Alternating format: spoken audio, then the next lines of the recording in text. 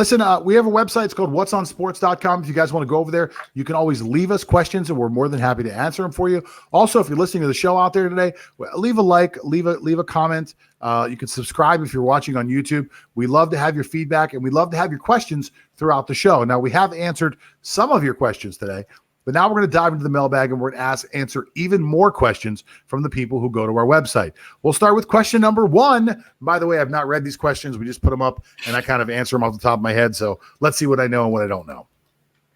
Okay, so first question comes from Guido of San Diego, California. Guido! So what's your take, John, on delaying head coaching hires until after the Super Bowl? Yeah, I don't know if that's something that people want to do, because look, it's going to be just like free agency.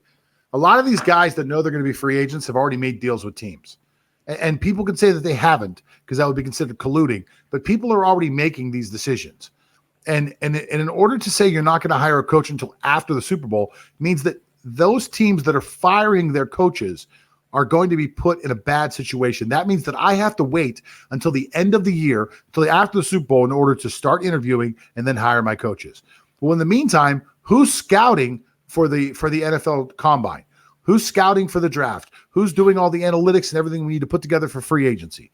So when I hire a coach, that coach will be behind the 8 ball, not only trying to put together his team. It's already hard enough. You're trying to put together your team. You're trying to put together, like, when I say team, I mean your assistant coaches, the people that are going to be helping you, your support staff. You're trying to put all that together, and you're trying to put together a scouting information coming up for the upcoming draft. You're trying to get all these things put together. You need as much time as possible. Now, I understand that now there's like this new thing of outrage, so we've got to make a really strong decision. And people are upset because some of the coaches, at least the assistant coaches that coached in the Super Bowl, were black, and they didn't get an opportunity to interview because they were busy. Well, that's just the way it goes. Next year, all the assistant coaches might be white. They might be Spanish. They might be something else. I don't know. We shouldn't change the rules because of an anomaly that happened this year. We should embrace it and say, hey, look how great this was. There were 5 assistant head coaches in the Super Bowl that were of some type of minority descent. That is an incredible step forward for the NFL. And it's a shame that those guys didn't get an opportunity to get a job. But there's always next year for those guys. If those guys are good coaches, they'll be good coaches next year, and they'll get another opportunity.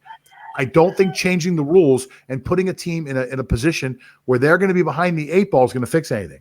Because all it's going to do is make people say, I don't know if I want to fire somebody. I'm not going to fire this guy because I won't be able to get ready. I'll be behind the 8 ball trying to get ready for the draft, for free agency. It doesn't make sense from an organizational standpoint. People will hold their jobs much longer because of that little caveat. Yeah, I agree with that. And I find this proposal insensitive because in the NFL, not all teams operate on the same timeline. So you have your contenders who can afford delays because they have everything they need. They have the players, they have the coaches, they have the training staff. But what about those teams that are just struggling or at the cellar, that are in dire need of a new breath of air or a new gush of wind in their city and in their organization? So they need all the jumpstart they need or they can get before the new season. So if you're telling me that you can only hire a head coach after the Super Bowl, first question is, when do you start talking to coaches? Yeah. So if you start late, then it just delays the entire timeline. So by the time you go to the combine, you might not have a head coach still.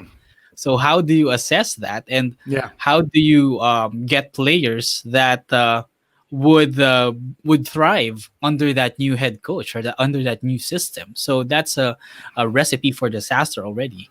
Yeah, when you look at a team that actually fires somebody in the middle of the season. Somebody fires somebody in the middle of the season. Now what, they have to wait 10, 12 weeks before they can even interview their next head coach? They're going to be completely and totally stuck.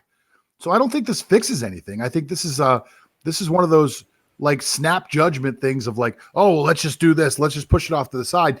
Instead of actually really going through and saying, listen, if you want to have the Rooney Rule, if this is because of the Rooney Rule, if you think that that's what this is because, then you need to find better enforcement for the Rooney Rule. That's what it just needs to come down to. You have rules in place to prevent certain things from happening. If they're still happening, it means that you're not enforcing your own rules. It means that you don't have governors in place to actually keep your rules in place. You made the rule, figure out a way to make the rule work. Don't make a new rule because your first rule, you couldn't figure out a way to manage your first rule.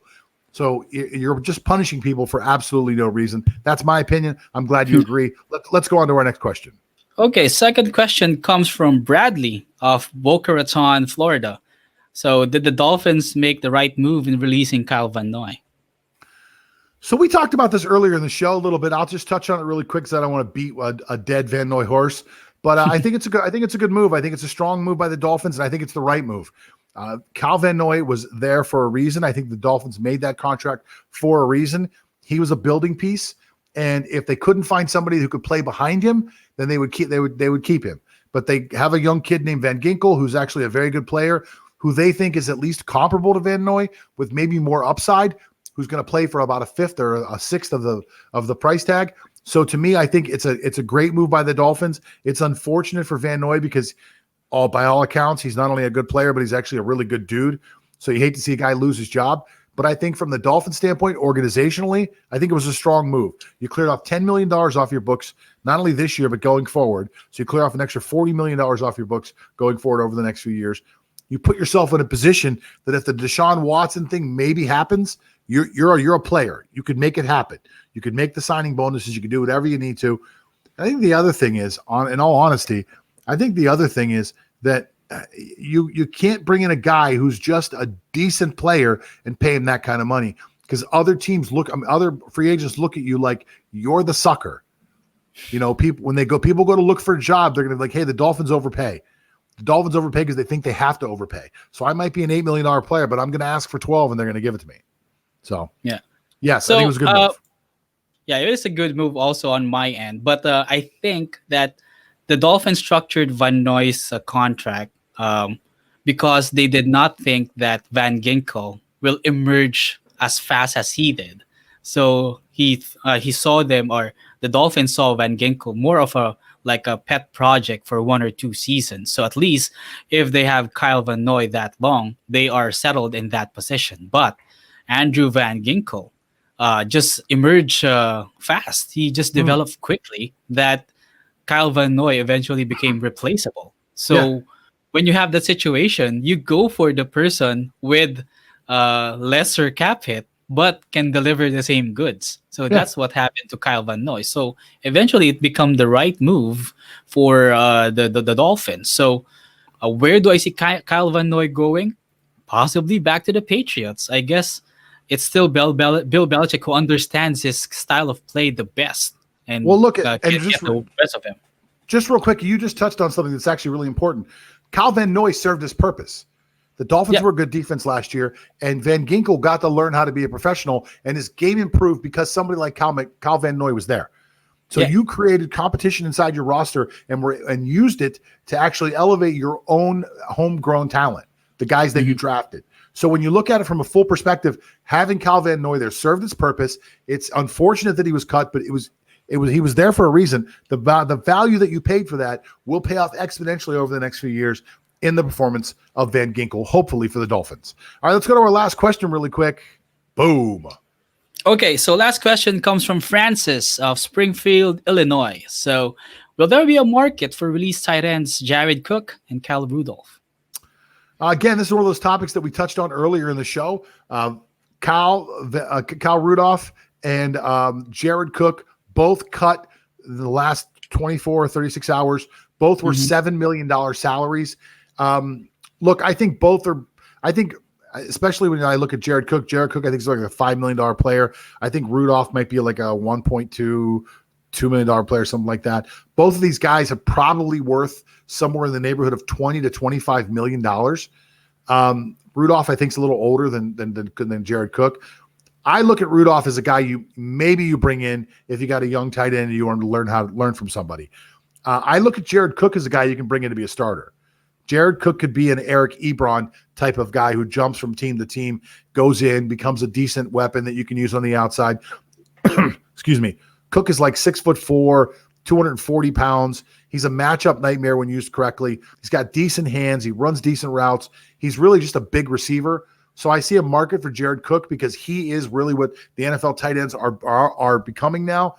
Kyle Rudolph, I see as more of an inline tight end, not quite the same kind of weapon, but a really good teammate. Is there a market for both guys? In my opinion, there's a market for both guys.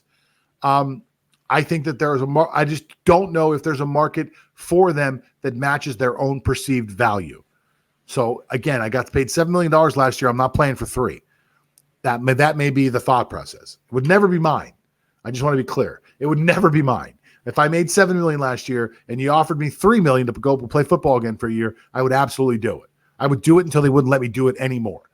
So that would be me. But I guess at some point you have to think to yourself, I have enough money. If you can live your life and say, I can live off of $200,000 a year and I got $25 million, that means you have generational wealth. You have enough money to survive probably the rest of your life spending $200,000 a year, which is not easy. If you own your home and you own your car and everything else. $200K a year is not easy to spend. Take you a long time to spend that money. You'd have a really good life. And you could put the rest of your money into investments and let that money accrue. Maybe live off the interest.